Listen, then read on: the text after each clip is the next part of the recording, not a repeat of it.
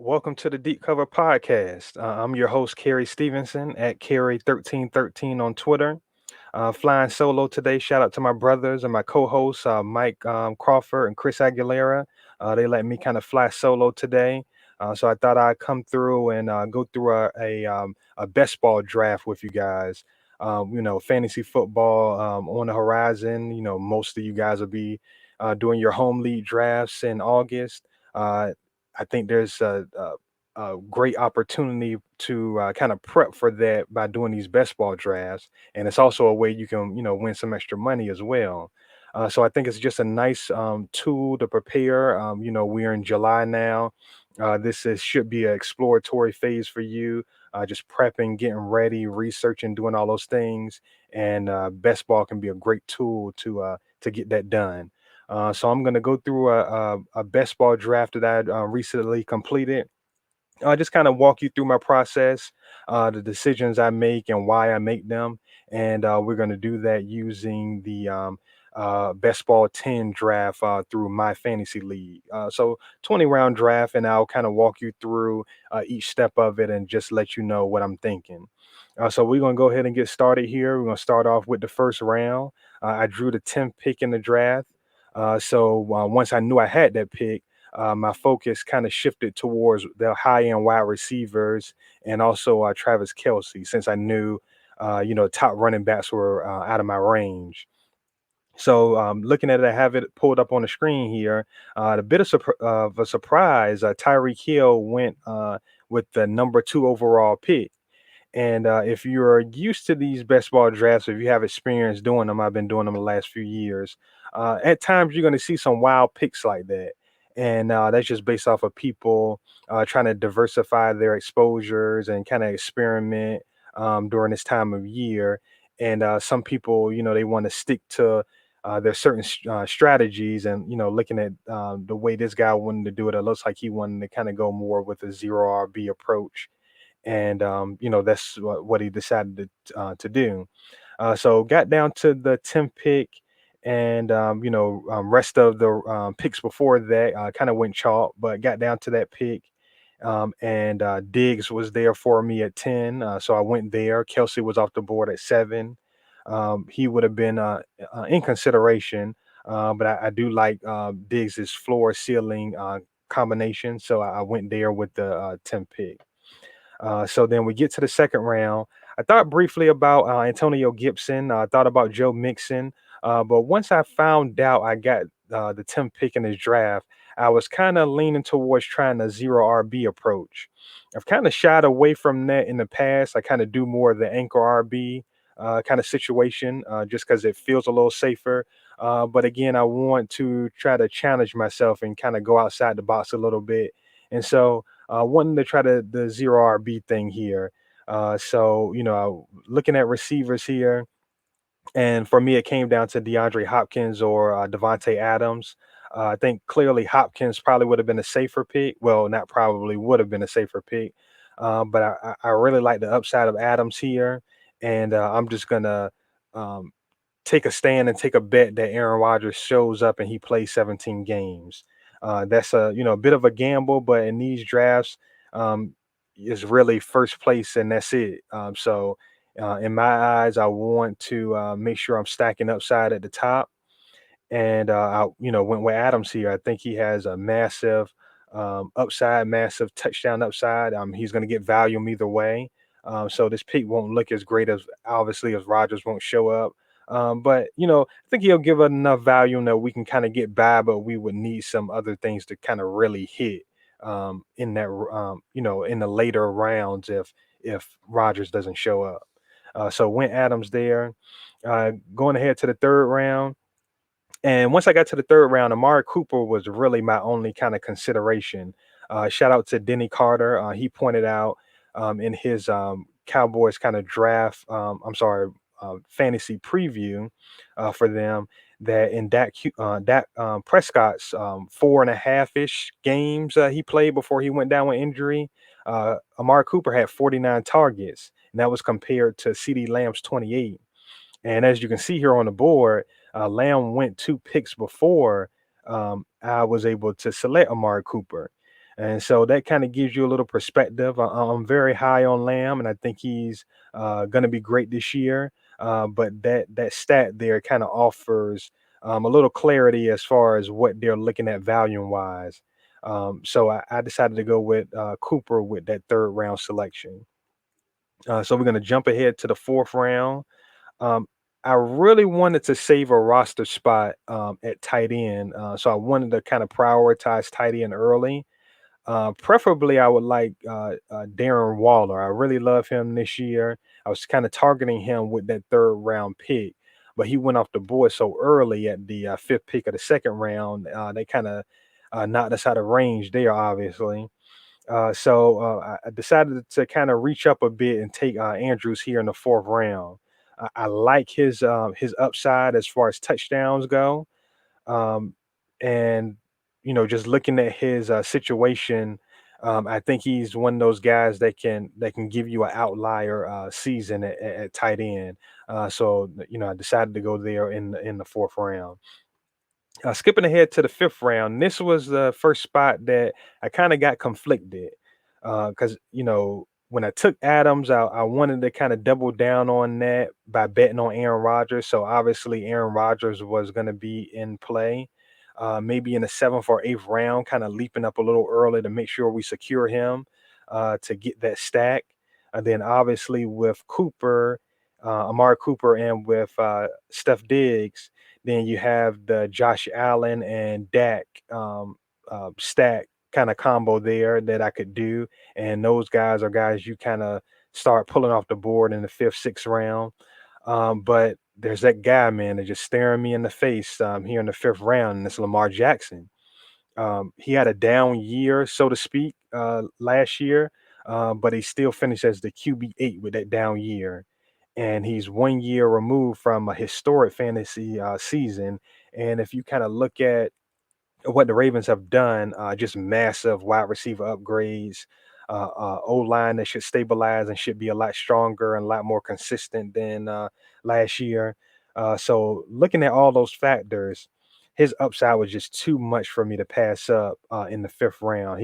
He's a guy that coming off of that. MVP season the year before, he was looked at in the second round and third round with guys, especially if you were looking at the RB kind of dead zone, the beginning of that. A lot of people was just saying, forget that. I'm just gonna lock in Lamar in that second, third round because he has that rushing upside as well as being a guy that can throw for 30 touchdowns. So, it was just too much for me to pass up. And then the fact that I got Andrews in the fourth round to stack with Lamar, it was just too much for me to pass up in that range. So went Lamar in the fifth round. Then I got to the sixth round and I wanted to start taking my swings at running back. Uh, it was down to Trey Sermon and Javante Williams for me.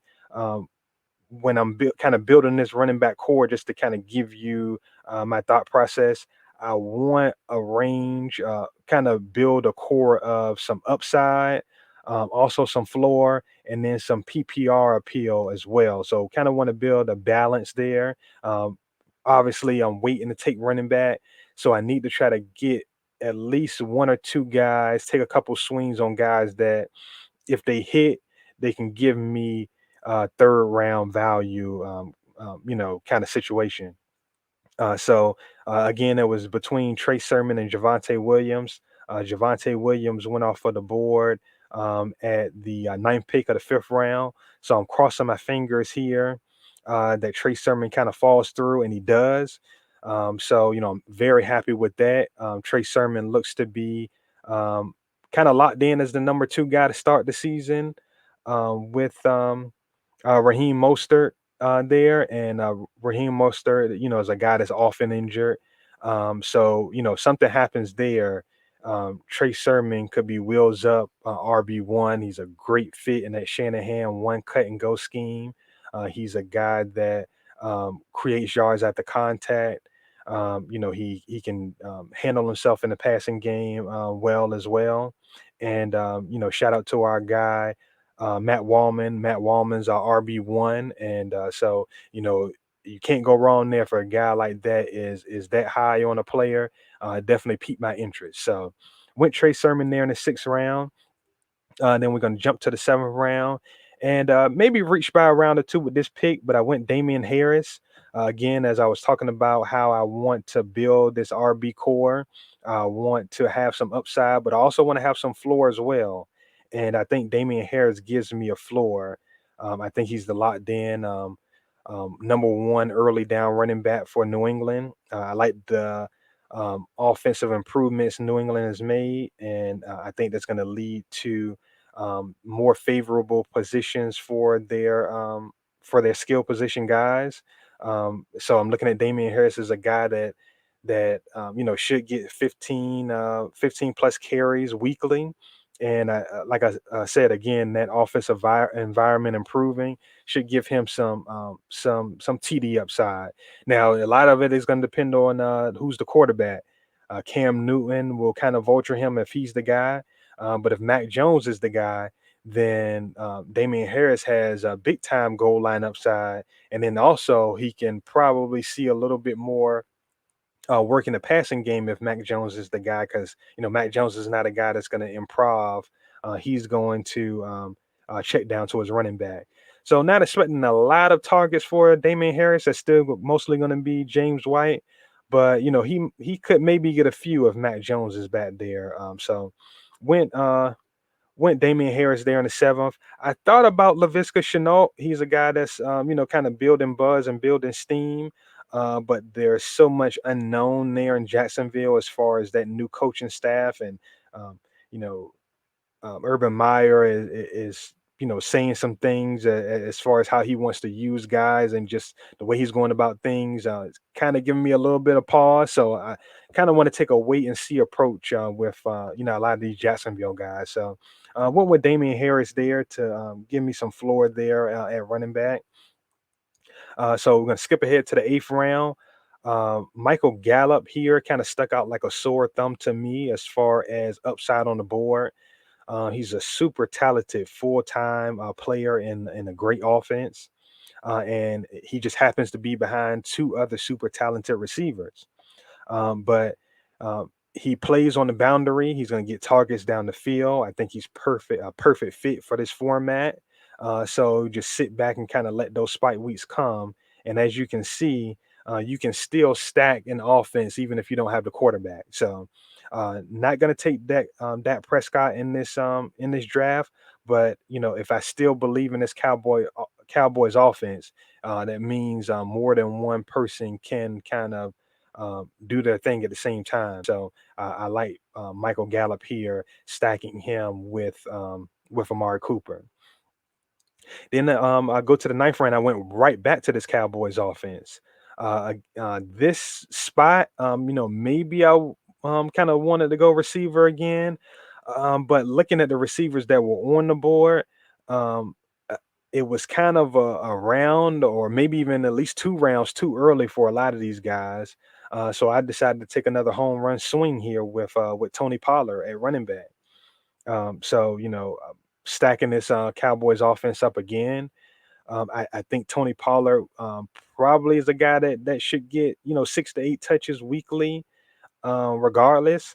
But this is like a home run if Zeke misses time. If you get full time, um, 15 to 20 touch weeks from Tony Pollard in the ninth round, you're really putting yourself at an advantage. So went Tony Pollard there in the ninth round.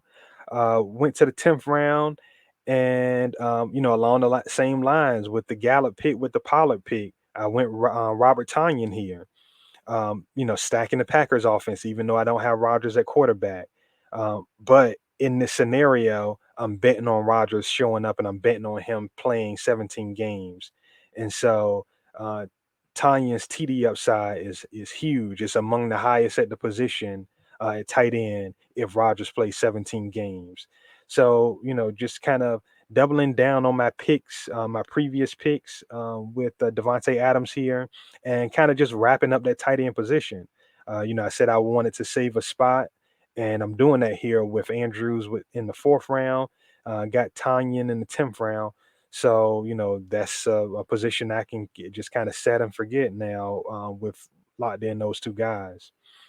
So those are my first 10 picks. I'll kind of do kind of like a brief run through of what I'm looking for. Again, I said it's a 20 round draft. So looking at the second half of this draft, I want to find another receiver to pair with Lamar. Don't want to go too far with it because there are volume concerns. So Lamar isn't the guy. I don't want to necessarily triple stack, but definitely want to double stack with him. And then want to continue to fill out this RB position. Try to find some guys that can catch some passes, give me some floor. Um, I kind of got a couple ceiling guys, so we'll see kind of how it shakes out. But I might be looking more for floor, looking more for pass catching in the second half. So that's basically what I'm looking for. So we're gonna go ahead and skip ahead to the 11th round, and I get that floor, fortifying the running back position right away. Round 11 went with Gus Edwards. So gives me that floor at running back. Also, continue to stack the Ravens offense. I feel pretty good about the offenses I'm stacking. Cowboys, Ravens, Packers. If Dak is healthy, if Aaron Rodgers shows up, the kind of improvements the Ravens have made on offense. These are three of the probably top 6 to 8 offenses. So I feel like I'm in good company stacking offenses like this. Gus, I feel like he's a guy that's going to give you an 8 to 10 touch weekly floor as far as his volume, and then he has some touchdown upside, obviously. And then if Dobbins were to ever miss games, it's the same thing as with Tony Pollard. We're talking about big time upside, big time stack weeks. So went there in the 11th round. In the 12th round, going right back to the Ravens offense, and I got my double stack partner here with Rashad Bateman with Lamar. Probably reached up a round or maybe even 2 rounds early with this Bateman pick. But I love his fit with Lamar. I love his overall versatility and his talent. And I think he has a real chance to be a staple of this offense. So I think he has some red zone upside, and that'll kind of balance out the obvious value and concerns. If I wasn't able to get Bateman here, I probably would target Sammy Watkins later in the draft. But didn't have to make that decision with the ability to get Bateman in the 12th. We're gonna skip ahead to the 13th round and going Paris Campbell. Paris Campbell is somebody that I'm locked in on in pretty much a lot of different drafts. He's going to be kind of an auto pick for me in his range in best balls and later in redraft. Just got guy that's just dynamic, explosive. The Colts prioritized him when they drafted him. They didn't add any real competition in the draft at the position this year, and he only played one game last year. But in that game, he had 9 targets and 1 carry. So I think the Colts really like him. I think they're going to prioritize him and give him every opportunity to succeed. So he's a guy that I'm going to give a chance to succeed by being on my team. So that was round 13. Then round 14, I'm checking off another box here with the pass catching RB with JD McKissick. Now he isn't going to give me 80 catches again. I know that coming in. That's unreasonable request for him. But um, if you look at where he's going, I still think he offers value. Now the quarterback is going to be more aggressive down the field. They've added Curtis Samuel. He's going to chip into targets. Antonio Gibson's passing game role expected to grow. That's going to chip off of his targets, McKissick's targets. But he's still a guy that I think is going to be very involved on third downs, and he's a guy that I still feel like can get you 50, maybe 60 catches, and kind of steal some weeks for you if need be. Now we're hopeful that Trey Sermon and Damian Harris, those guys ball out, and I don't need them. But he gives me that floor.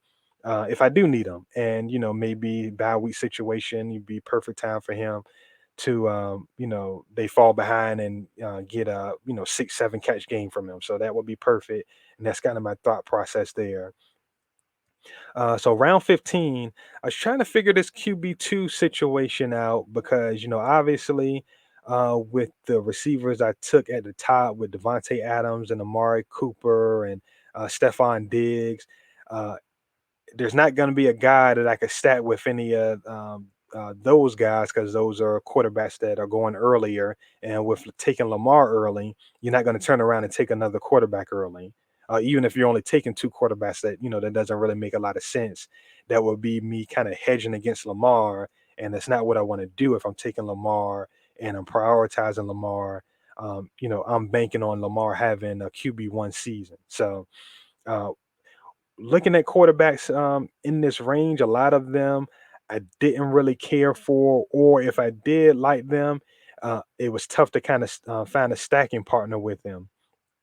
But when I got to this range, just around before I took J.D. McKissick, and even though it's not a receiver, he's still a guy that's gonna do most of his damage through the air.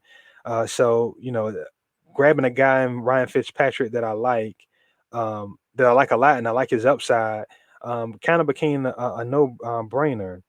And so, taking him there, and I knew I wasn't going to take a third quarterback. I know in that situation, I wanted to make sure that I stacked, and so this allowed me to do that. I'm not really crazy about the receivers and um, the kind of secondary receivers for Washington in that range. So just giving me the floor of knowing that I have a stack partner with him, kind of put my mind at ease because I want to stack as much as possible in these drafts. So round 15 with Ryan Fitzpatrick. Then round 16, I kind of went against my own kind of thought process and went with Diami Brown. Like I literally just said, I didn't like the secondary pass catchers for Washington, but I went Diami Brown here. But I'll talk through the process of why I did it. Diami Brown is a guy that was a draft favorite of mine. He's been a popular late round option for people. There is a pathway to him playing outside, being a third receiver for Washington.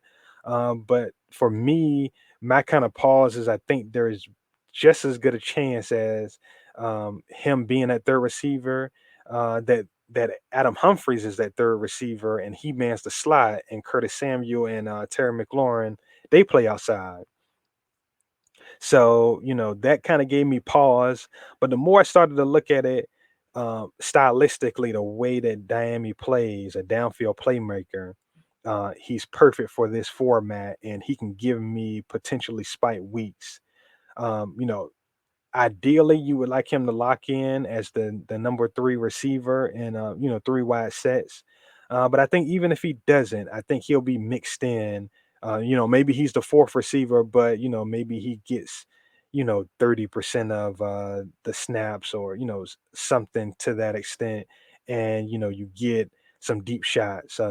He can hit that way, and he can do that even with Adam Humphries being involved. With the way that Ryan Fitzpatrick will throw down the field. So, kind of went against my own thought process there, but I think it kind of makes sense with Fitzpatrick again. I'm a guy that wants to aggressively stack in these drafts. So that was my thought process there. I'm sorry, in the 16th round. Getting to the 17th round, I had a bunch of running backs in my queue, and I went back and forth about a lot of them. I thought about Salvin Ahmed with the Dolphins as a guy that potentially, if something would happen with Miles Gaskin, he's a guy that showed well last season. So he's a guy I thought about. Thought about Jared McKinnon as a third down back there in Kansas City, but then I thought, well, there's just as good a chance as Daryl Williams being a guy that just keeps that third down role in KC. So those are a couple guys I was thinking about. Just going through the pros and cons. But at the end of the day, I decided to go with Ty Johnson here. Decided to go with that ambiguous backfield in with the Jets. And shout out to JJ Zacharyson. He talks about ambiguous backfields and not being afraid to kind of tap into those. So right now, it's looking like with the Jets, it's a three-way committee of sorts with Tevin Coleman and Michael Carter, the rookie, and Ty Johnson. So Michael Carter is a guy that's getting the buzz, rightfully so. He's a very very talented player, but as we know, these things could go a lot of different ways. Injury, coaching preference, whatever the case may be. And I think Ty Johnson showed well in some spots last year, and Tevin Coleman has been a guy that struggled to stay healthy. So this is a lottery pick kind of spot. Ty Johnson is a guy that could conceivably get to the top of this committee, and even if he doesn't, if he can just break into that the number two spot in that committee, I think he's a big time value in the 17th round. So that's how I'm ending out my running back core there by taking Ty Johnson in the 17th round. So got to the 18th round, and in these drafts, this is always going to be the approach for me, rounds 18 through 20. So I'm done taking position players here. I'm going to go with defense, rounds 18, 19, and 20. I try to stay fluid with a lot of things from a fantasy football perspective, but then just doing research and trying to figure things out roster construction wise. I kind of failed on this three defense approach in these kind of drafts, and kind of the sweet spot for taking defense is that round 16 through 20 range. Shout out to Rich Rebar with Sharp Football. He's done a lot of research on win rates with different roster constructions, and taking three defenses is the optimal approach in these drafts. So that's been something I've kind of stuck to the last couple years. So keeping that approach here and doing it with the last three picks. I'm a guy that likes to stream defenses a lot, and because we as much as we think we know who the good defenses are and who's going to ball out, we truly don't know. So, I like to just take my swings late in redraft. I honestly, a lot of the times, don't even draft a defense. I'll um, take that opportunity to take a shot on the guy in the later rounds at running back who, may have a chance to break into a role that we don't know yet when we're drafting. And so I keep those guys, and then at the end, once it's closer to the regular season, I'll go ahead and just make my cut downs there and pick up a defense for week one and just kind of stream and go from there. So that's an added little bonus that you can kind of put in your back pocket to use. So just looking at who I took in these drafts, I went with the Patriots. I like the Patriots' chances of bouncing back. They're going to get a few guys back that opted out with COVID last year. They added Matt Judon in free agency, improved their offense, which is going to help them their defense be in favorable positions more often. I'm going to bet on a Bill Belichick defense with talent. Just the kind of guy he is. I'm going to bet on that if he has talent at the position. I'm sorry, at the with all the positions. Defense. So took my shot there in the 18th round, 19th round. I went with the Panthers. They're a sleeper defense I really like. I think they have some ability for spike weeks and big plays. Last couple years, they've kind of got trucked in the running department versus the run. But they added Daquan Jones on their defensive line, Denzel Perriman, middle linebacker to kind of help them down the middle. So they should be a little bit more sturdy as a run defense. They added Hassan Reddick to help them in the pass rush game. Uh, Drafted JC Horn high at cornerback. Jeremy Chin is a hybrid playmaker I really like. They got some young guys on defense that they drafted last year. So lot to look forward to there. With the Panthers, they're a sleeper defense I really like this year. Uh, Again, I like their chances of being able to give us some spike weeks. Then we got with the last one, they just kind of like the best defense there. I mean, it really didn't matter. I felt like the Seahawks was the best defense left on the board in the 20th round. A lot of times, by the time you get to the 20th round, it's going to be real slim pickings. You may only have 4 or 5 options there left, and honestly, I'll just take whoever's left there.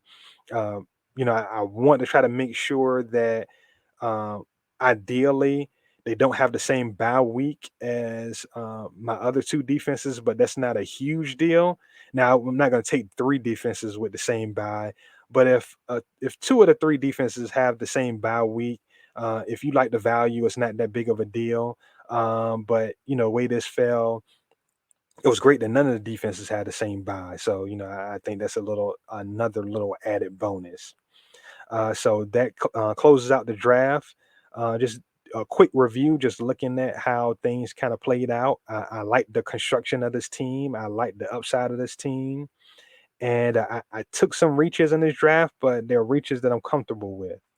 Um, as far as concerns, you see where CD Lamb went a couple picks before I picked Amari Cooper.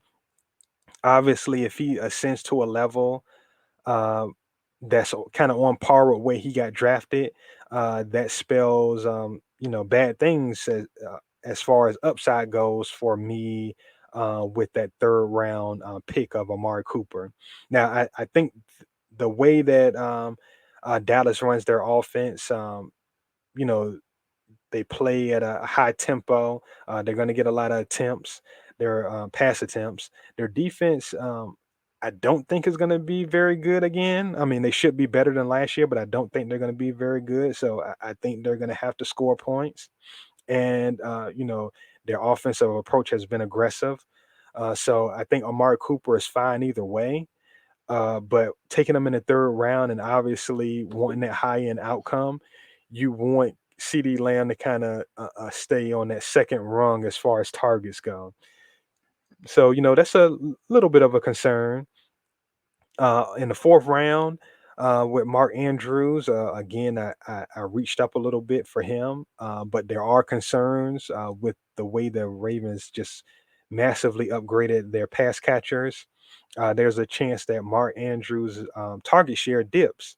So if that happens, if his target share kind of dips with Bateman there and with Sammy Watkins there, then we're going to have to be more reliant on touchdowns. We're going to need those double-digit touchdowns from Mark Andrews to kind of pay off that value. So I still think he's going to be incredibly productive, but we need that target share. We need that high upside as far as the touchdowns to kind of have that outlier performance we're looking for. At the tight end position that to kind of beat other people out. Because when you take a tight end early, you're banking on them beating out the guys that are waiting on tight end. So that's another kind of concern.